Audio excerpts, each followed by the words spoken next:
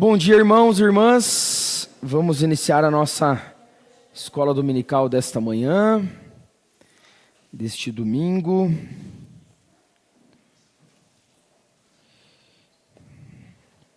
Vamos nos colocar em pé para nós orarmos, colocando esse tempo juntos aqui diante do nosso bondoso Deus.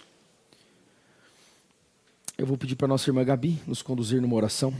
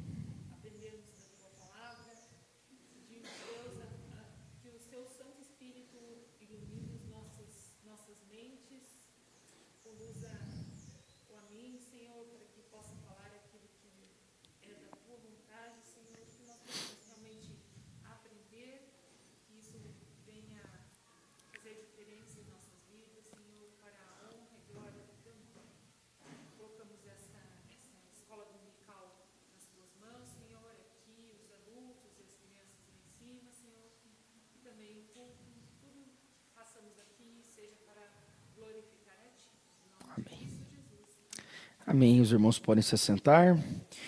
Irmãos, hoje nós temos um desafio grande. Eu não tenho os slides, mas eu vou tentar pontuar bem para aqueles que gostam de anotar, para que todos consigam acompanhar. Nós vamos falar hoje sobre o batismo com o Espírito Santo e a cessação dos dons espirituais extraordinários. Então são dois temas que estão interligados, tá? O batismo com o Espírito Santo, a gente vai dar uma passada porque ele tem relação com a questão dos dons, no sentido de nós explicarmos uma polêmica, né, moderna. Então, o batismo com o Espírito Santo já foi um pouco tratado na aula passada, mas a gente vai dar mais uma pincelada, e a cessação dos dons espirituais extraordinários. Então, nós vamos buscar compreender biblicamente esses dois temas que estão interligados, a partir de uma perspectiva reformada, tá?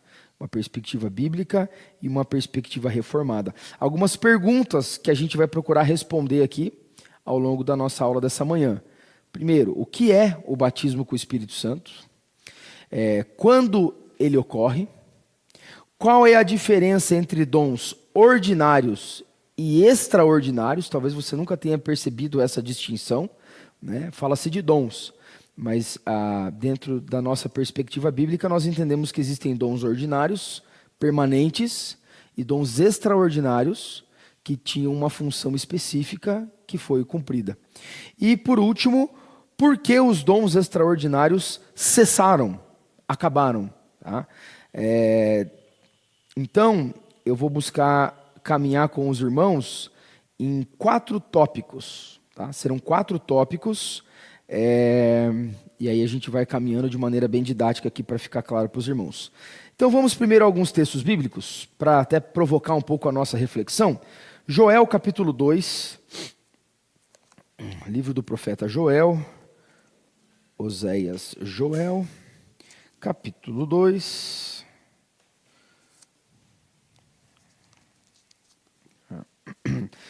Do 28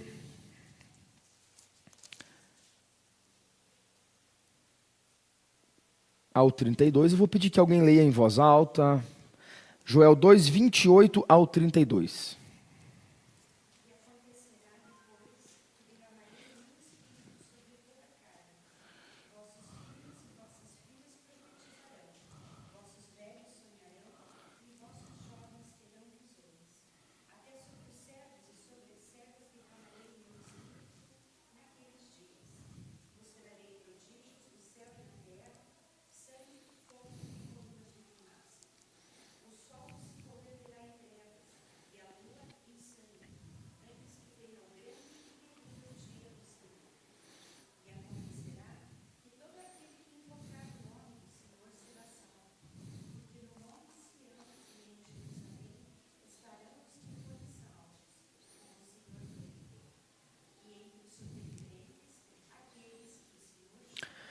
Esse texto é bem conhecido, porque ele vai ser mencionado por Pedro lá no dia de Pentecostes, explicando o que estava acontecendo. Ele vai dizer que a profecia de Joel se cumpriu. E aí, nós temos que ser muito cuidadosos ao interpretar profecias, a linguagem simbólica.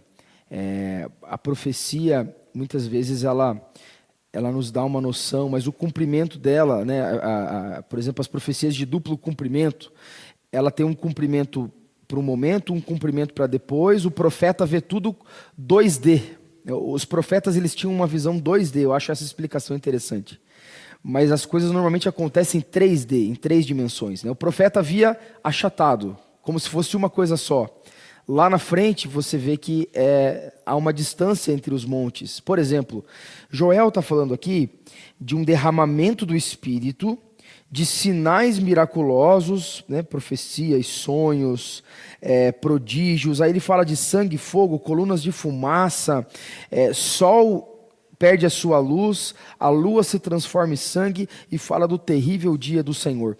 Quando Pedro interpreta que o que aconteceu no dia de Pentecostes é o cumprimento dessa profecia, muitos vão falar, mas espera aí, não teve sangue, fogo, coluna de fumaça, o sol não deixou de emitir o seu brilho, né? É porque esse cumprimento ele se dá em 2 etapas. O primeiro dele foi no dia de Pentecostes, como Pedro deixa claro, e o segundo será na volta de Cristo. Joel vê como uma coisa só. Pedro também apresenta, ele vai citar até esses sinais, mas nós conseguimos compreender por outros textos que isso vai se cumprir em 2 etapas. Até mesmo quando fala do dia do Senhor no Antigo Testamento, como uma referência à manifestação divina, e que se cumpre em Jesus Cristo, esse dia ele é sempre visto como salvação e condenação, né? Salvação para o povo de Deus e condenação para os inimigos de Deus. Jesus veio. Os inimigos de Deus não foram condenados naquele momento no sentido de houve um juízo, eles foram totalmente destruídos. Pelo contrário, uma graça superabundante foi mostrada e os inimigos foram tornados amigos. E aí quando é que vai acontecer então essa condenação? Porque o dia do Senhor já não veio com Jesus? É que esse dia do Senhor, ele tem 2 partes. Dia do Senhor, parte A, dia do Senhor, parte B, né? Então, a primeira vinda de Cristo, a segunda vinda de Cristo. Então, só para explicar essa questão aqui da profecia. Então, Joel profetizou um momento especial de derramamento do Espírito, de sinais, de prodígios, de algo diferente e do Espírito agindo na vida de todos. O que é interessante aqui é que a gente já viu que no Antigo Testamento o Espírito habitava em todos, senão ninguém ia ser salvo, mas o Espírito capacitava com poder pessoas específicas, especialmente os oficiais, profetas, sacerdotes, reis e alguns outros, né? De maneira específica o Espírito capacitava com poder. Aqui Joel está dizendo que isso vai ser geral. Todo o povo, filhos, filhas, velhos, jovens, servos e servas. Alguns entendem que por servos e servas aqui é uma referência aos gentios, porque o judeu, o servo que ele teria, escravo, seria um gentil, não seria um próprio judeu. Então é uma referência aos gentios, até sobre os gentios Deus derramaria do seu Espírito, tá? Vamos pular agora para Mateus capítulo 3, verso 11. Eu vou pedir que outra pessoa leia para nós, por favor.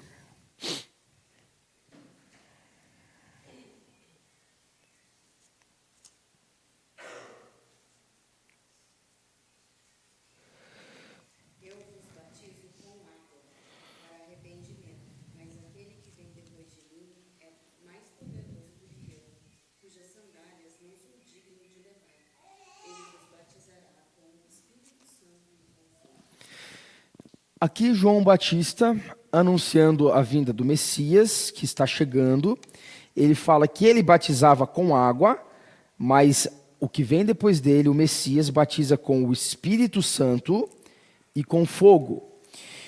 Tudo nos indica aqui que esse batismo com fogo é um batismo de juízo, tá?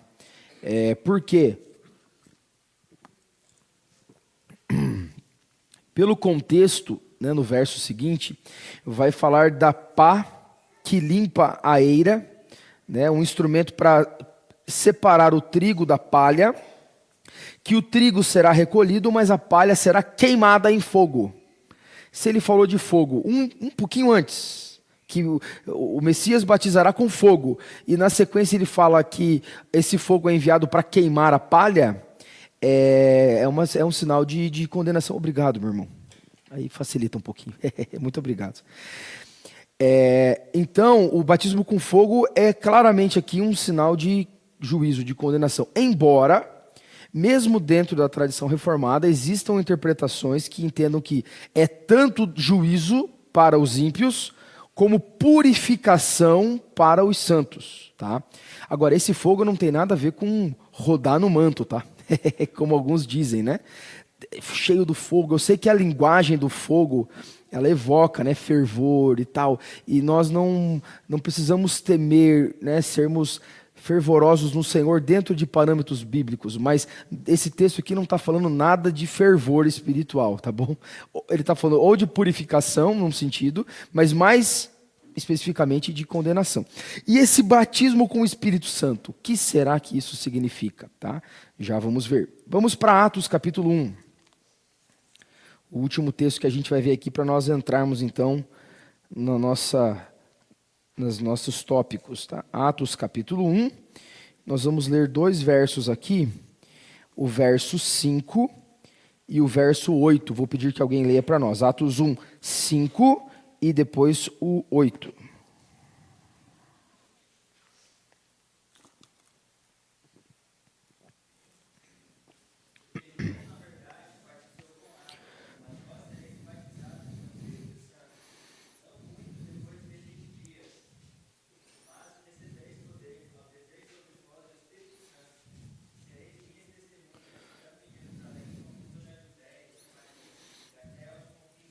Muito bem, então o que Joel profetizou, o que João Batista profetizou e o que Jesus está prometendo de que João, e veja, ele está fazendo uma ligação direta com João Batista. João batizou com água, vocês serão batizados com o Espírito, como João Batista mesmo falou. Ou seja, Jesus ainda não batizou com o Espírito Santo, num sentido, e ele está dizendo então que vai haver esse batismo não muito depois destes dias.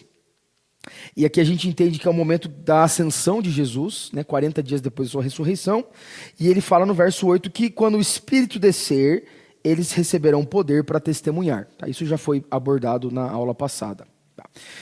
Por que a gente leu esses textos? Né? O que isso tem a ver com a nossa aula? Muita coisa. Por quê? Boa parte do que a gente vai falar aqui vem de um contexto específico do nosso tempo, de visões pentecostais que interpretam esses textos de uma forma que nos traz dúvida muitas vezes. Eu conheci já muitas pessoas, e eu, inclusive, né, já fui atormentado por essas dúvidas. Mas será que eles não têm razão? Porque faz sentido algumas coisas, né? Então, vamos lá. Primeiro tópico nosso aqui, visões gerais sobre o batismo com o Espírito Santo e os dons. Então, nós temos 4 posições contemporâneas de um grupo pentecostal carismático, tá? Mesmo entre os pentecostais existe compreensões diferentes, tá? Tem os pentecostais clássicos, tá? Por exemplo, a Assembleia de Deus. E veja, aqui não é o nosso propósito não é falar mal dos outros, muito pelo contrário, compreendemos que são irmãos, desde que estejam na fé em Cristo como Senhor e Salvador, na palavra de Deus, mas temos compreensões diferentes e é importante a gente entender porque nós convivemos, ouvimos, então para a gente entender, não, eles pensam assim, nós pensamos assim, quais são os pontos em comum? Quais são as divergências? Por que nós podemos ter unidade em certas coisas? Por que em outras fica difícil? Né? Então, os pentecostais clássicos, eles entendem o seguinte: o batismo com o Espírito Santo é uma segunda bênção após a conversão, e que é evidenciado pelo falar em línguas. De onde eles tiram isso? De Atos 2, Atos 8, Atos 10 e Atos 19. A gente já vai chegar nesses textos.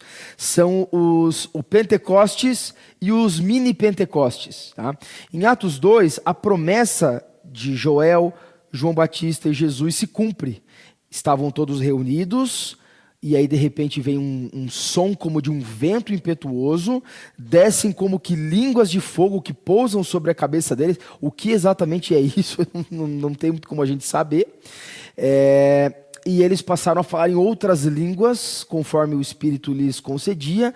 Eles saíram pela cidade, tudo indica que eles estavam num lugar, e eles saem, proclamando a grandeza de Deus, o evangelho, e pessoas de povos diferentes que estavam na cidade por causa da festa do Pentecostes, que era uma festa judaica, ouviam na sua língua original, na sua língua, né, de onde eles nasceram. E eles ficaram impressionados. Como é que esses galileus estão falando no nosso idioma e nós estamos entendendo perfeitamente? Então, como que os pentecostais eles entendem? Os apóstolos, eles já eram crentes. Acho que não há muita dúvida disso. Jesus falou que já os tinha purificado pela palavra. Jesus falou, eu sopro sobre vocês o meu espírito. Jesus falou, vocês deixaram tudo para me seguir. É muito claro que os apóstolos criam em Jesus. Pedro vai fazer a sua profissão de fé. Tu és o Cristo, o Filho do Deus vivo. E Jesus fala para ele, isso não foi revelado por carne ou sangue, o meu Pai revelou para você. Ou seja, deu um conhecimento salvador. Só que então, depois de já serem convertidos, houve, na interpretação deles, tá? Houve um momento em que o Espírito Santo é derramado com poder, como que esse batismo que ainda não tinha acontecido, e eles vão falar em línguas. E aí, nos outros episódios, em Atos 8, que é com os samaritanos, Atos 10, que é com Cornélio em Cesareia e sua família, e Atos 19, que são com discípulos de João Batista, gentios, isso vai se repetir. Os apóstolos vão lá pregando, diz que o Espírito Santo desce e acontecem sinais maravilhosos. Os pentecostais eles vão ler Atos como um livro normativo. Nós temos que viver o que aconteceu em Atos. E em Atos já tinham crentes, e num segundo momento eles foram batizados com o Espírito, e isso foi demonstrado por falar em línguas. Numa análise rápida, faz sentido. Não tem como dizer que não faz sentido. Faz muito sentido numa leitura rápida e até mesmo superficial. Mas a gente já vai entender o porquê que nós não cremos dessa maneira, tá?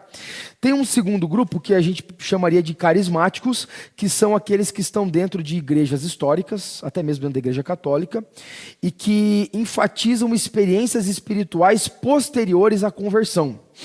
Então vai ter presbiteriano, metodista, batista.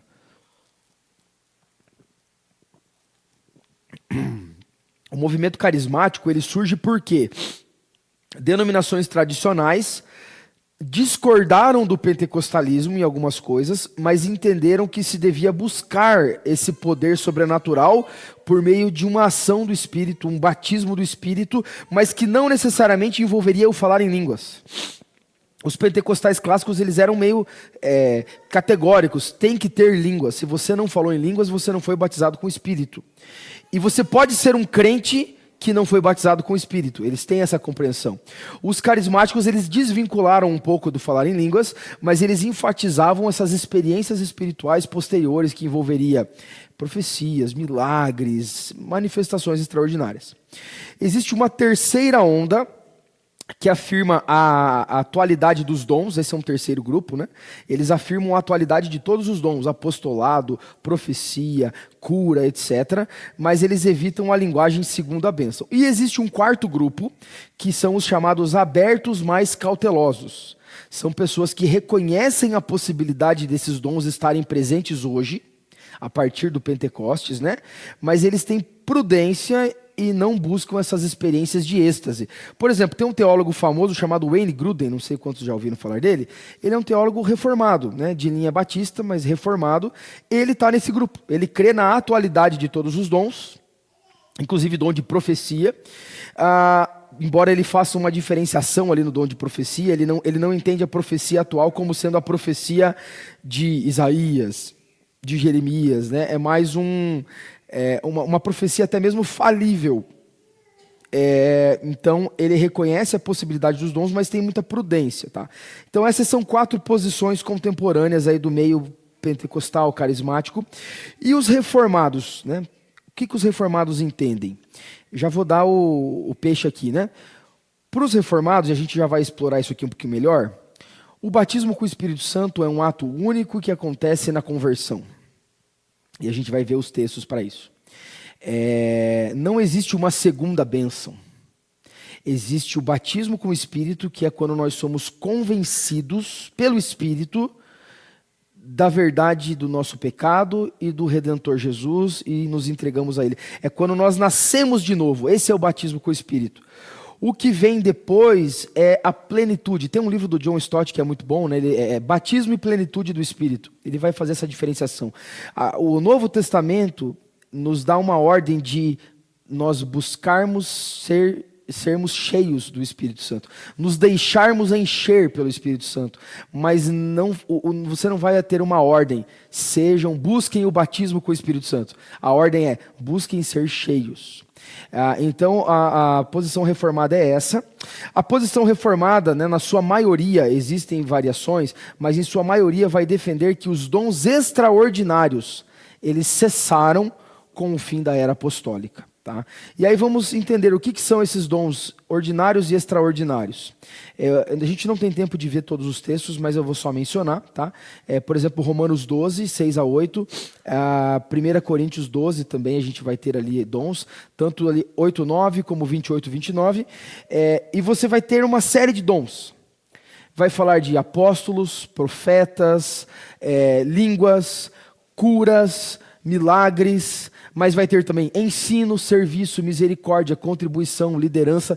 Olhando para isso, ao longo da história da igreja, não só na reforma, mas até antes da reforma, essa posição ela é da igreja antiga. Tá? Teólogos da igreja antiga, pais da igreja, entenderam que essas manifestações sobrenaturais, elas foram desvanecendo depois do período apostólico, até que elas acabaram. E o que permaneceu eram aqueles dons do dia a dia da igreja. Tá? Os dons extraordinários seriam esses: profecias, falar em línguas, interpretar línguas, curas diretas, né? A pessoa que...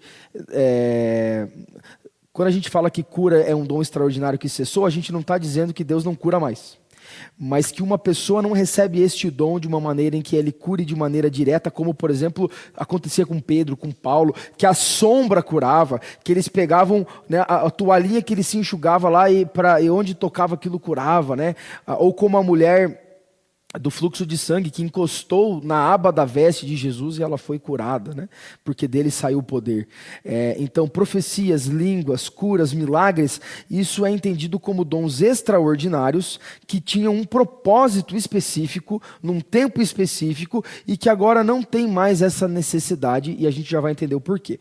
Os dons que continuam hoje são os dons ordinários, os dons que a igreja precisa para o seu funcionamento: ensino, serviço, misericórdia, contribuição, liderança, entre outros, até que nem são mencionados, porque há uma compreensão de que a Bíblia não lista todos os dons possíveis. As listas não são exaustivas, né? Então, vimos aqui um primeiro tópico, uma visão geral sobre o batismo com o Espírito, né, nas visões pentecostais, reformada, os dons. Vamos agora olhar para o livro de Atos e a interpretação reformada. Esse é o segundo tópico, o livro de Atos e a interpretação reformada. Então, eu já antecipei, mas eu vou pontuar novamente aqui. Existe uma divergência de interpretação entre pentecostais e reformados. Os pentecostais vão olhar para Atos como um livro prescritivo. Ele apresenta um modelo que deve ser buscado. Os reformados olham para o livro de Atos como um livro descritivo, um relato histórico e redentivo. Não é uma coisa que a gente tem que buscar.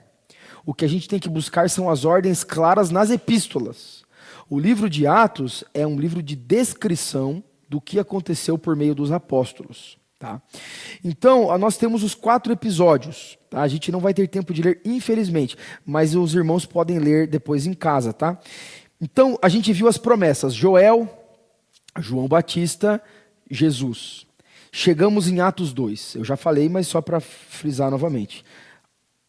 Os discípulos estavam reunidos, de repente, som como de um vento impetuoso encheu a casa, línguas como de fogo pousou sobre a cabeça deles, todos ficaram cheios do Espírito, passaram a falar em outras línguas, saíram pela cidade, todo mundo entendia no seu idioma, começaram a zombar, eles estão bêbados, né? E aí Pedro então vai se levantar e dizer: ninguém está bêbado aqui.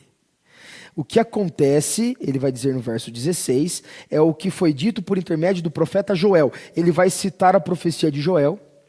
Logo na sequência, ele vai falar de Jesus, pregação cristocêntrica, chamando ao arrependimento, porque o público que o ouvia, boa parte, alguns dias antes tinha mandado crucificar Jesus.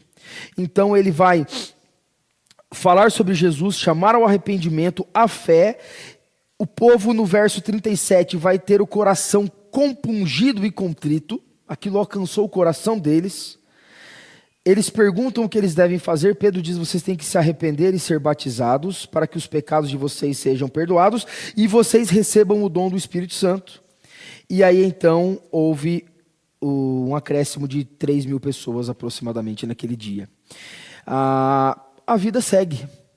Mais pessoas vão ser convertidas na sequência e a gente não vê relato de língua de fogo, vento, nem nada disso. Mas lá no capítulo 8... Filipe vai pregar para os samaritanos. Muitos vão se converter. Depois os apóstolos vão lá. E então, no verso 15, Atos 8:15, diz que eles oraram, Pedro e João oraram para que os samaritanos recebessem o Espírito Santo, porquanto não havia ainda descido sobre eles. Então, verso 17 diz que eles impuseram as mãos e então os samaritanos receberam o Espírito Santo. Então, a gente vê, né, isso que aconteceu. Né? Um detalhe importante aqui. Quem eram os samaritanos? Os samaritanos eram meio judeus, se a gente pode dizer assim. Eles eram irmãos num sentido dos judeus, mas num sentido não. Porque eles vêm daquela separação de tribos do norte e tribos do sul. Samaria era a capital do reino do norte. Os samaritanos se miscigenaram. Os samaritanos foram levados cativos pela Assíria. O território de Samaria tinha o seu próprio lugar de adoração, que não era Jerusalém. Eles tinham práticas distintas e criou-se uma rivalidade tão grande que judeus e samaritanos não comiam, não usavam os mesmos utensílios, né, para refeição, por exemplo. Se um samaritano bebeu nesse copo, o judeu, nem que lavasse, ele beberia. Joga fora porque está contaminado. O samaritano não é puro. E o samaritano também não ia fazer o mesmo que o judeu. Tá? Ou melhor, ele ia fazer o mesmo que o judeu. Ele não ia tomar naquele copo. Os judeus não consideravam os samaritanos povo de Deus. Agora, os samaritanos recebem. Lembra de Atos 1:8? Recebereis poder ao descer sobre vós o Espírito, sereis minhas testemunhas em Jerusalém, Judeia, Samaria e até os confins da terra. Tá? Guarda essa informação. Atos 10. Pedro recebe um chamado para ir até Cesareia, cidade importante da época, fora ali dos limites, né, de Judá, da Judéia, e ele vai então na casa de um centurião, ou seja, um romano, general, vamos chamar assim, né, um líder de soldados, chamado Cornélio, que era um temente. O que é um temente? Tá? Temente é o gentio que abandona os seus deuses, passa a crer no Deus Yahvé, o Deus de Abraão, Isaac e de Jacó. Ele faz certos ritos, mas ele não é circuncidado, porque para o gentio ser circuncidado é um escândalo. Então ele não é circuncidado, então ele não é judeu. Ele não se tornou judeu religiosamente falando, né? Ele tá perto, mas não está dentro, tá? Porque ele não foi circuncidado, e para o judeu a circuncisão é categórica, ou é circuncidado e é parte do povo, ou não é circuncidado e não é parte do povo.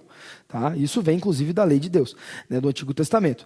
Então Cornélio era esse homem temente a Deus. Ele cria em Deus, ele se aproximava de Deus, ele queria saber mais, mas ele não tinha sido circuncidado. Pedro vai até a casa dele, e lembra que para Pedro ir lá, Pedro teve que ter um sonho primeiro, uma visão de animais impuros num véu sendo baixado, e Deus falando: Pedro, pega e come. Pedro vai falar: Deus, eu nunca comi animal impuro, não é agora que eu vou comer. Pedro, pega e come. Senhor, não, eu não vou comer. Pedro, é Deus que está falando, eu purifiquei, não considere impuro o que eu purifiquei, coma. Logo depois vem o chamado para ele ir para Cornélio. Essa visão dos animais, ela tanto fala sobre alimentação, mas muito mais fala sobre judeus e gentios. Porque esse era o problema cultural daquela época. Era o grande problema da igreja primitiva. Será que a gente considera o gentio irmão? Será que a gente recebe o gentio? Isso era um problema incrível na igreja, incrível na igreja. Acho que a gente não tem muito como entender como isso era, o quanto isso era um problema. Então Pedro, convencido por Deus, mediante essa visão, ele vai lá a Cesareia, chega na casa de Cornélio, prega o evangelho. Deixa eu ver aqui onde que está. Verso 44, Atos 10, 44. Ainda Pedro falava estas coisas quando caiu o Espírito sobre todos os que ouviam a palavra. E os fiéis que eram da circuncisão, que vieram com Pedro, admiraram-se, porque também sobre os gentios foi derramado o dom do Espírito, pois os ouviam falando em línguas e engrandecendo a Deus. Perguntou Pedro: porventura pode alguém recusar a água para que não sejam batizados estes que, assim como nós, receberam o Espírito Santo? Já vou concluir, estou só jogando umas informações, daqui a pouco eu venho com a amarração, tá? Atos 19, tá? É o último episódio dentro desses episódios de derramamento do Espírito em Atos. Atos 19, Paulo está em Éfeso pregando o Evangelho.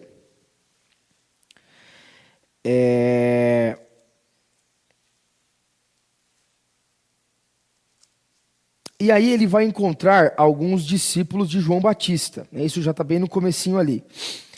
Achou alguns discípulos. No verso 2 ele pergunta se eles receberam o Espírito Santo. Eles dizem que nem ouviram, nem sabiam que existia o Espírito Santo. Paulo perguntou: no que vocês foram batizados? Eles falam: no batismo de João.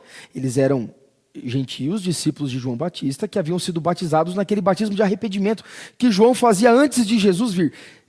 Parênteses, o batismo de João Batista é diferente do batismo de Jesus, o batismo cristão, tá? O batismo de João Batista era um batismo preparatório. O batismo de Jesus, ele é um batismo de inclusão na família de Deus, do povo da aliança, tá? Então, verso 4, Paulo vai dizer: João realizou o batismo de arrependimento. Aí, no verso 5, fala que ouvindo isso, eles foram batizados em nome do Senhor Jesus, receberam o batismo cristão. Impondo-lhes as mãos, Paulo, né, veio sobre eles o Espírito Santo, e tanto falavam em línguas como profetizavam. Nós temos 4 episódios. Atos 2, Pentecostes, judeus. Atos 8, um mini Pentecostes em Samaria. Atos 10, um mini Pentecostes em Cesareia, na casa de um gentio temente. Atos 19, um mini Pentecostes com alguns discípulos de João Batista que provavelmente eram gentios. O que isso significa para os pentecostais? Veja, batismo com o Espírito Santo. Línguas, profecias, dons, temos que buscar isso. Para nós... Calma.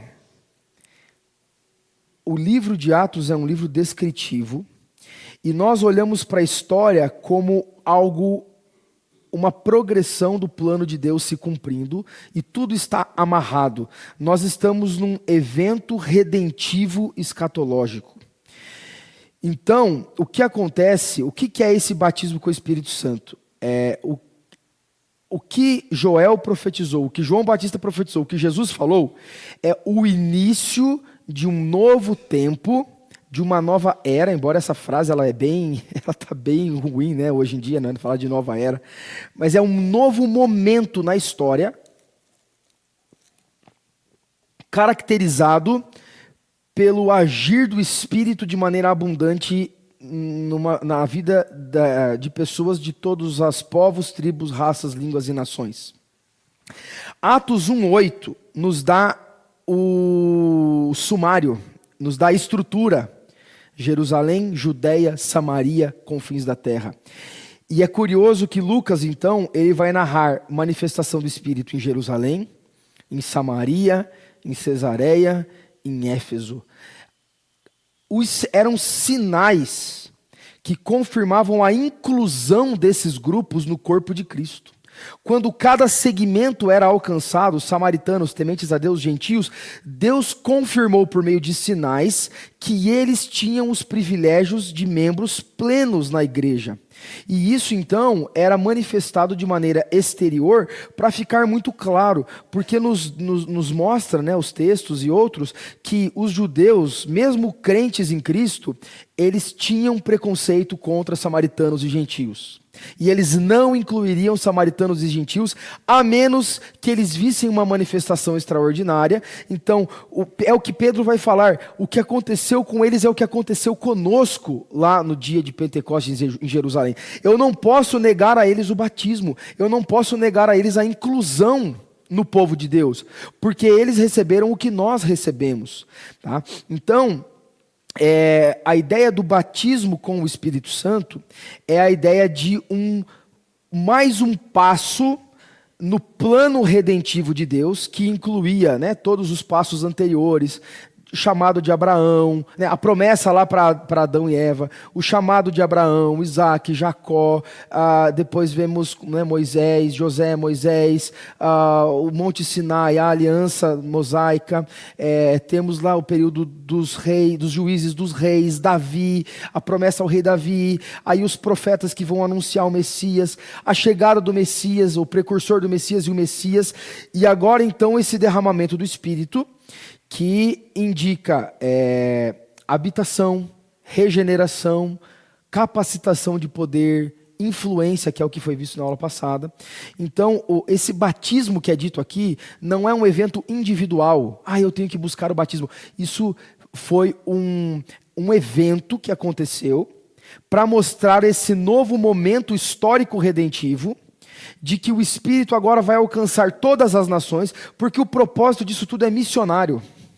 O propósito disso tudo é um propósito missionário. É o plano de Deus de salvar pessoas de toda a terra para ter um número enorme, né? um número, uma multidão de fiéis, de crentes no Senhor Jesus. Então, é esse desenrolar que marca o início da era do Espírito e a investidura da igreja com poder missionário.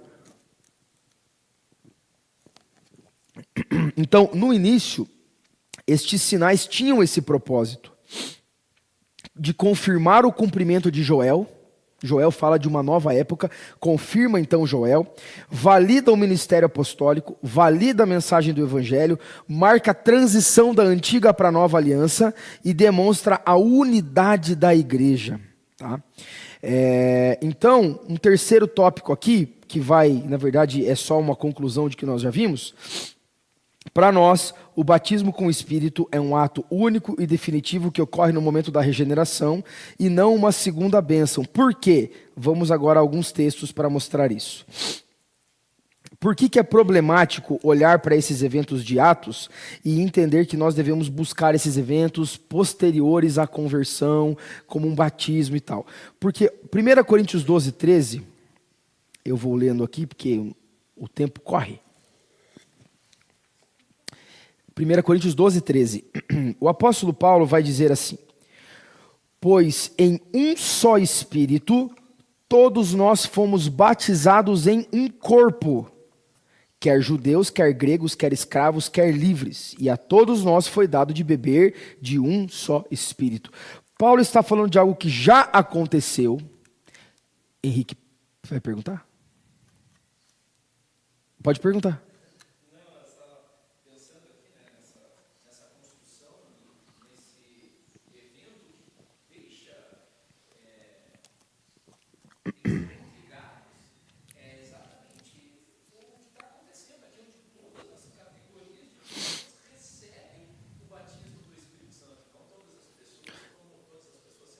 Sim. Exatamente. Grupos étnicos. Sim. É isso que Lucas quer mostrar para nós. E Atos 1:8, todo estudioso de Atos entende que Atos 1:8 é a estrutura do livro de Atos. Lucas fala, é isso que eu vou falar para vocês, o evangelho se expandindo para grupos diferentes, que antes não faziam parte e agora vão fazer. E aí você vê Lucas indo nessa progressão. Então ele não está falando de uma experiência individual, ele está falando de grupos étnicos, culturais, que não faziam parte do plano na cabeça dos judeus, mas que no plano de Deus faziam parte, né? Por isso que eu falei lá no começo, né, que o que leva a isso, na minha opinião, é uma leitura superficial. É aquela leitura muito literal, né, de deixa eu ler isso aqui, então está falando disso, eu tenho que fazer isso. Calma, a gente tem que aprender a ler a Bíblia como uma narrativa histórica, redentiva, e aí então, depois de a gente entender o que essa história significou, é tentar ir para as ordens claras, o que nós temos que fazer. A partir do que aconteceu, o que cabe a nós. E aí nós vamos nas epístolas que dão as ordens. Mas não existe essa ordem, né? Busquem o batismo com o Espírito Santo. Pelo contrário, não fala disso, fala de ser cheios, né? Então é bom para deixar bem claro isso, né? E ali então em 1 Coríntios 12, 13, Paulo deixa bem claro que os coríntios, junto com Paulo, foram batizados no Espírito, e ele vai marcar o batismo com o Espírito como a união no corpo de Cristo. Então, isso deixa claro que o batismo com o Espírito significa a inclusão nesse corpo. Quer judeus, quer gregos, quer escravos, quer livres, como já aconteceu antes, né? No sentido de esses grupos já agora fazem parte, não há mais barreira. O Espírito alcança todos esses grupos. Então, ele vai ligar o batismo do Espírito à união no corpo de Cristo. Mas vamos para outro texto, Romanos 8, 9.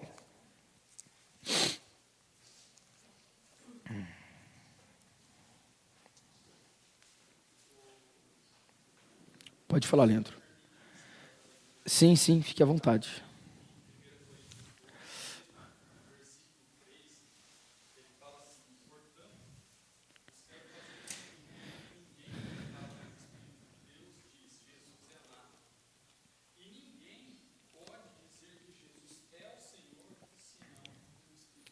Exatamente.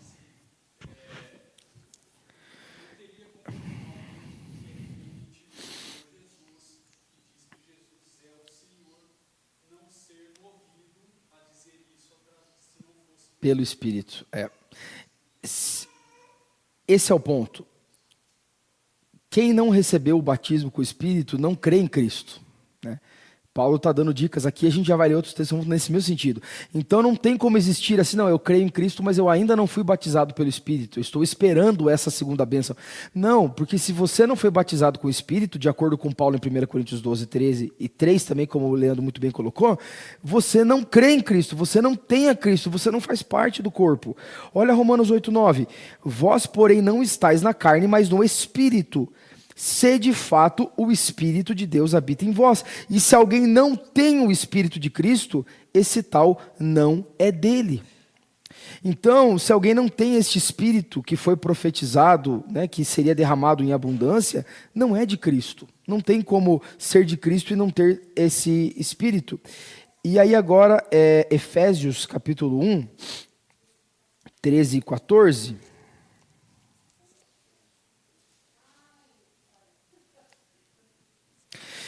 Paulo está falando das bênçãos espirituais em Cristo.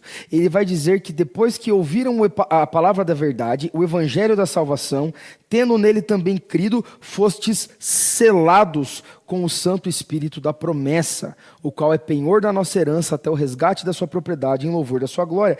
Então ele vai ligar o Espírito Santo, o selo do Espírito, a marca do Espírito, que tem uma ideia parecida com essa ideia do batismo, né? Até quando a gente batiza, seja um filho, né, da aliança, ou alguém que vem à fé depois, o batismo é como um selo, é um sinal e um selo da aliança.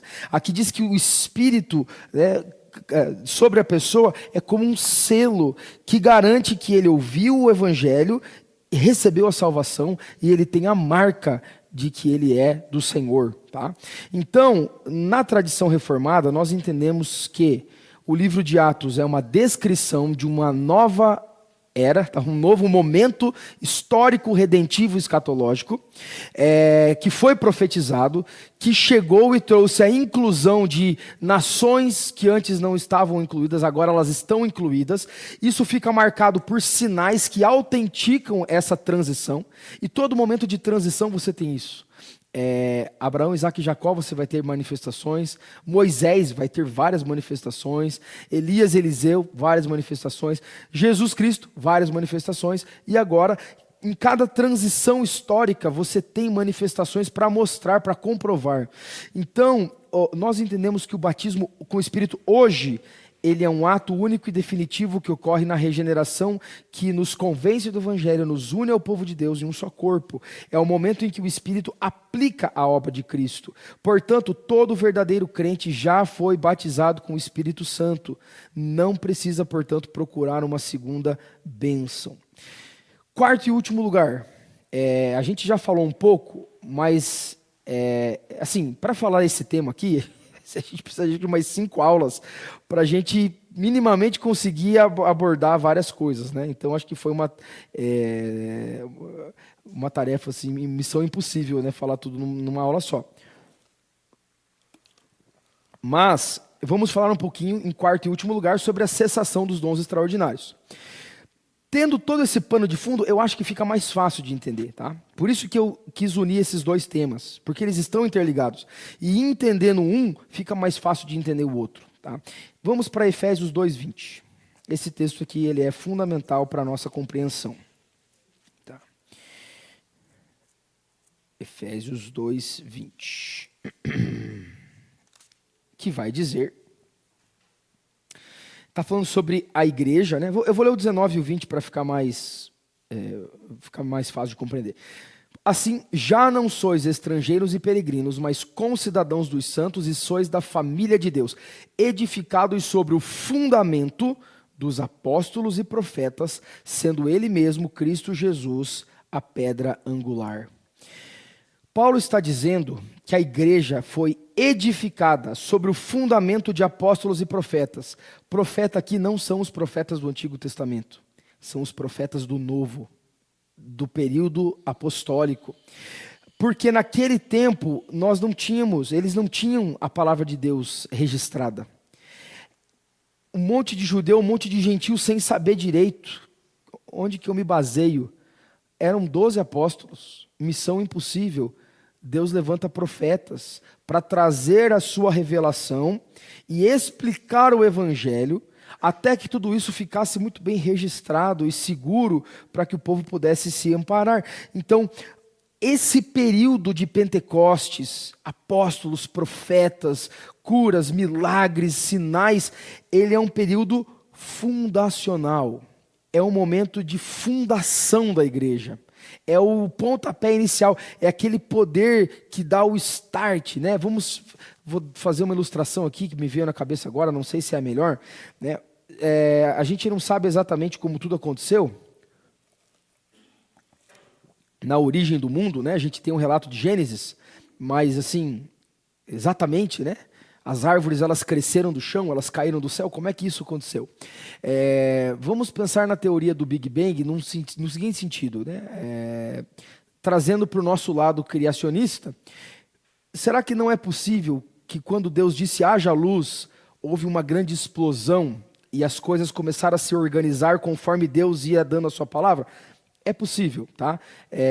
Não advogo a teoria do Big Bang, evolucionista, essas coisas, tá? Não. Estou falando, vamos trazer no sentido, imaginando que houve um start inicial, uma explosão de poder, de matéria e que organizou as coisas, né? Ou melhor, que Deus, pela sua palavra, organizou essa matéria que surgiu do nada, né? Nós cremos nisso. Não tinha nada e de repente tem um mundo e que Deus vai dando ordem e vai organizando esse mundo. Esse foi o start inicial. Depois Deus coloca leis naturais e ele sustenta essas leis, lei da gravidade e inércia e outras coisas, né? Então, o mundo, ele tem uma ordem. A gente não precisa de uma nova explosão, porque já está o mundo aí formado. A gente não precisa que Deus volte a dizer haja luz, porque já tem luz. Então, eu não sei se é a melhor ilustração, mas assim como na criação houve um poder de Deus demonstrado para formar as coisas, e agora o poder de Deus é para sustentar o que foi criado, a igreja também assim, houve um poder para criar, para espalhar aquela igreja, para mostrar o cumprimento do plano de Deus, e agora o poder de Deus continua presente, mas é um poder de sustentação, não é mais aquele poder de criação, vamos dizer assim, né?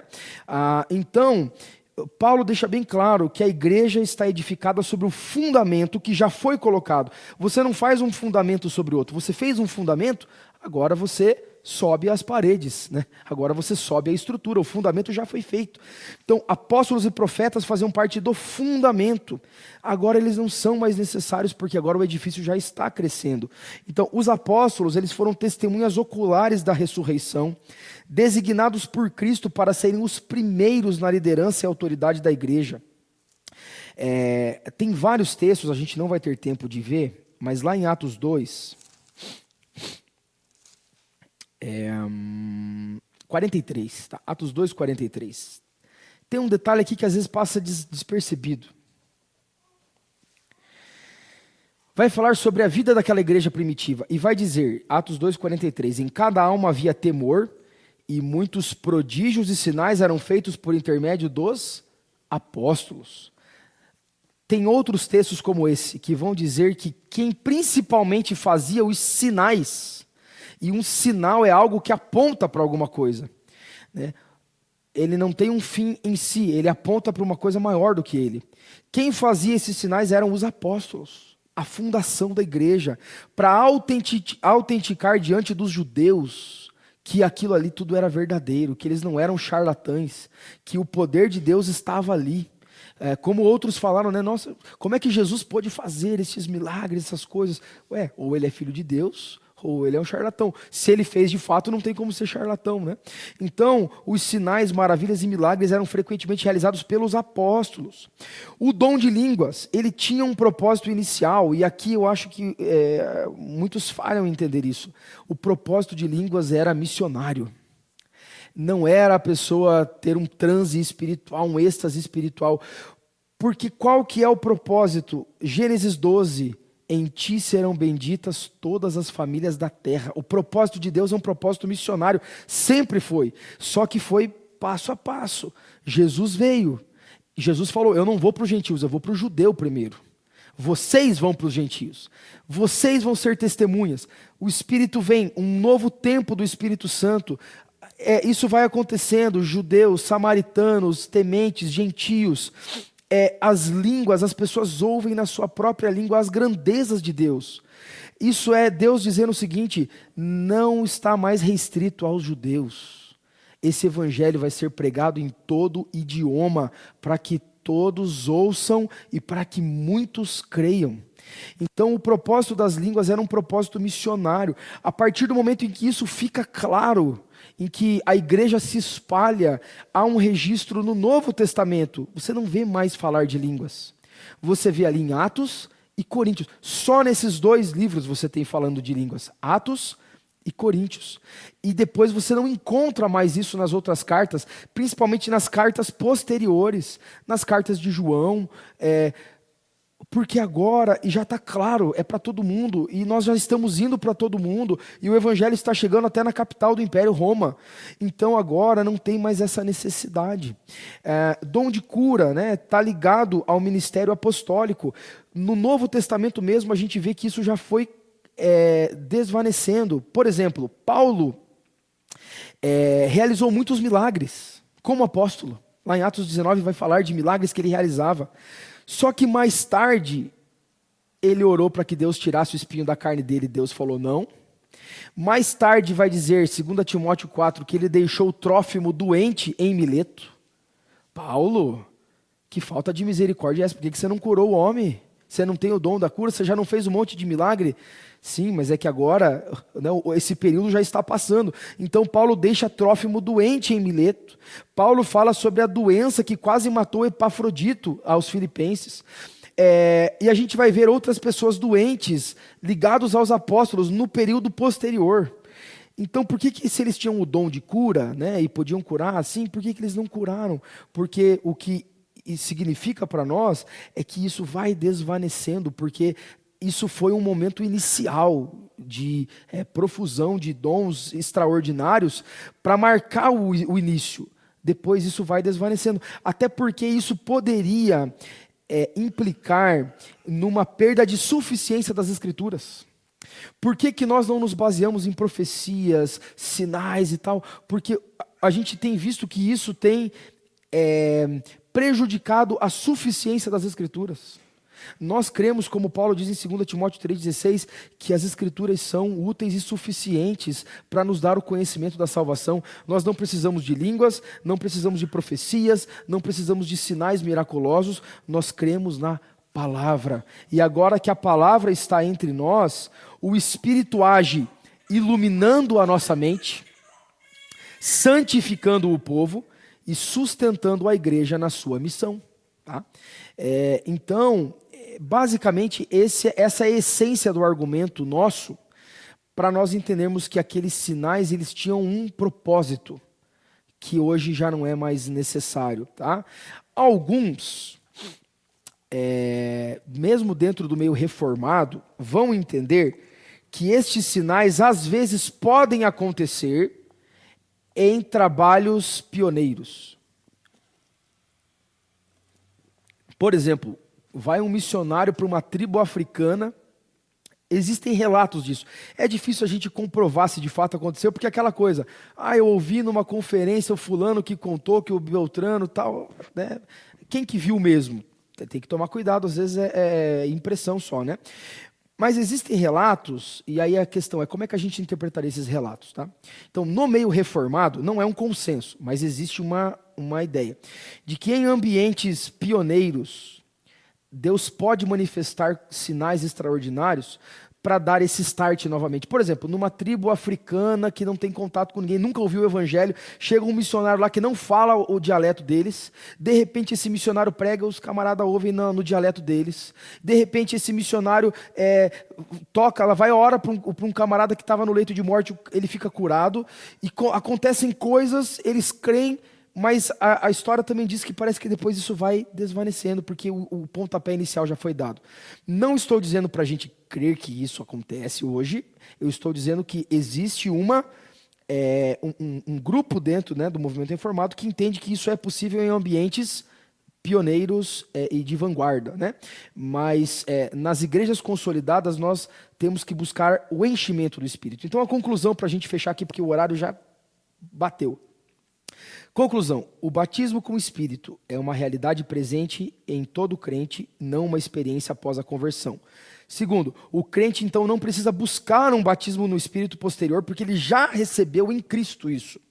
Terceiro, o que o crente deve buscar é ser cheio do Espírito, Efésios 5,18. Não fiquem embriagados com vinho, mas busquem ser cheios do Espírito Santo. O que é isso? Vida de oração, vida de humildade, vida de dependência e vida de serviço. O Espírito Santo nos enche para nos capacitar a darmos testemunho de Cristo e servirmos a sua causa.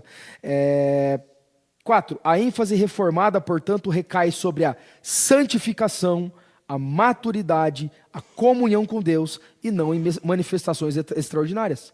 Aqui talvez explique para muitos, é por isso. Eu não ouço a gente falar de coisas extraordinárias, sobrenatural, mas a gente fala muito sobre santificação, maturidade, comunhão com Deus, porque a gente entende que o Espírito agora está ligado nessas coisas. Tá?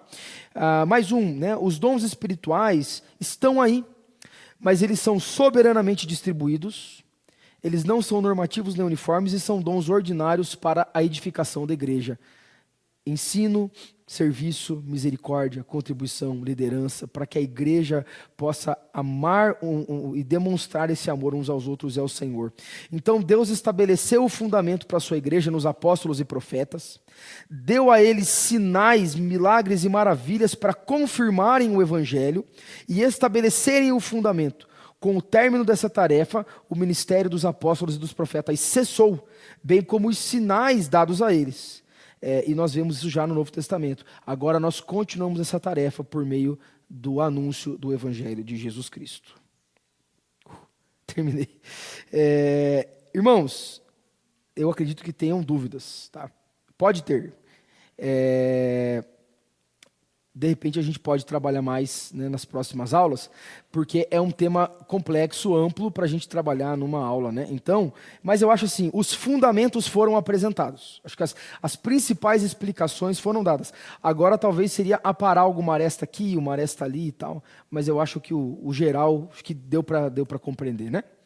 Vamos nos colocar em pé para nós orarmos?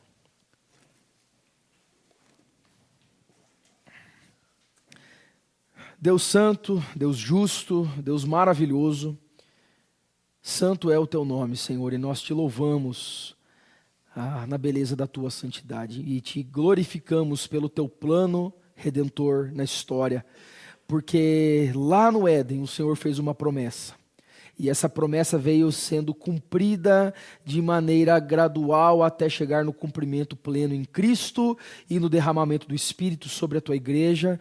Nós cremos que nós temos o teu Espírito porque nós dizemos que Jesus Cristo é o nosso Senhor. E só podemos crer em Cristo porque o teu Espírito nos capacitou para isso. Já fomos batizados com o teu Espírito. Pedimos que o Senhor continue a nos encher. A que nós possamos então servir e testemunhar de Cristo ao nosso mundo, para que povos que ainda não te conhecem te conheçam, para que pessoas que ainda não declaram o senhorio do Senhor possam declarar. Usa-nos como instrumentos e ferramentas e ajuda-nos sempre a compreender a tua palavra em humildade e submissão e a também buscar a unidade da tua igreja, mesmo com divergências, diferenças em pontos secundários, mas que em Cristo estejamos unidos para a tua glória, em nome de Jesus. Amém. Amém, irmãos. Deus abençoe.